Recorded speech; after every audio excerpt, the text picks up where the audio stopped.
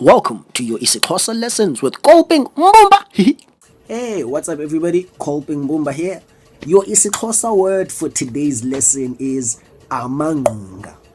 Amangqunga. Now, Amangqunga are beautiful children born around the rectum area of the human anatomy.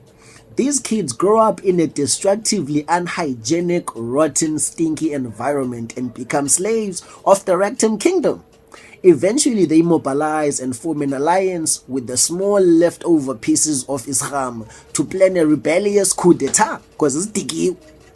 They are notorious for starting revolutions, which leads to them dedicating the rest of their natural lives wreaking havoc around umnqundu of the said host of Amangqunga in question, leaving scars that usually tell an everlasting story of their existence.